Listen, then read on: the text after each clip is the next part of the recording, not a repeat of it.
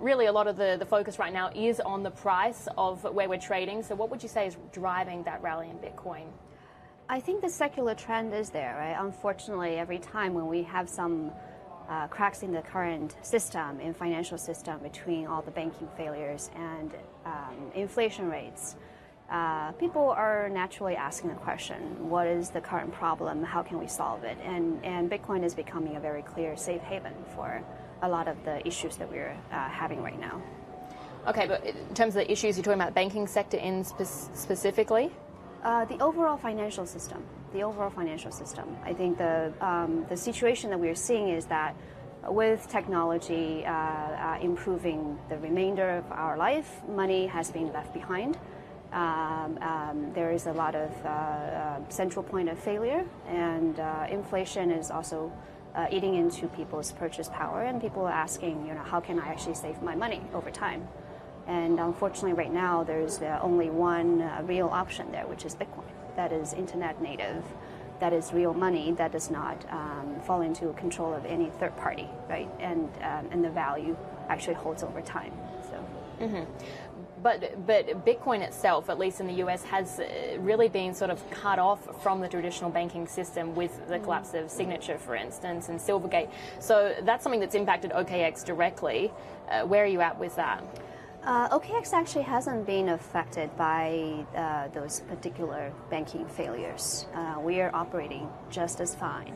Okay. But I would say that industry is going through some of these pains because of the failures in the existing on-ramps in general. Well, that was OKX did need to pause its USD on-ramp due to the collapse of Signature Bank? No.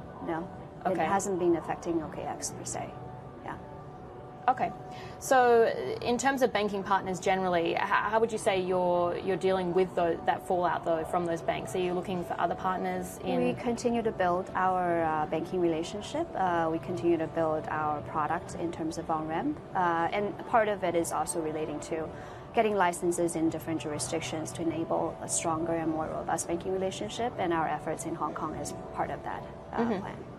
So in terms of regulation on the sector, I mean, we just heard there from Heidi that the IMF is one of those calling for greater rules. It does seem, at least in the US, that the focus has been more on enforcement actions instead.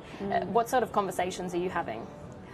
Yeah, in US, we are seeing a lot of conversations and moving pieces. From an industry perspective, we definitely look for more regulatory clarity, more guidance, what can and cannot be done, so that the innovation in technology can actually be pursued with more transparency. I think things are still very dynamic, and I'm hopeful. I'm still hopeful because in US you have different regulatory conversations, and then you also have federal and state dynamics, which is playing out. So I'm hoping that we can have more clarity down the road in US. But at least in Hong Kong, we're seeing good sign, right? The regulator here is actually very open. It listened to the industry, and we are very excited to continue to have the commitment for the local. The regulatory landscape in Hong Kong, what sort of lessons would you say that they're taking from other jurisdictions? Hong Kong regulator has always been very careful and disciplined. I think it's good to do very simple tests, and I assume that that's probably what we'll end up having initially, having very simple products to be offered to larger population and see what happens, and have open conversation with the industry, and we're very happy to be part of that conversation. What else would you say needs to happen in Hong Kong around the broader crypto ecosystem for it to truly become a virtual asset hub? For instance, stablecoins is one area that still needs to be addressed. Yeah, I think part of it is regulatory clarity, which we're seeing and very encouraged by. And then the other part is obviously industry has to play its own role, right?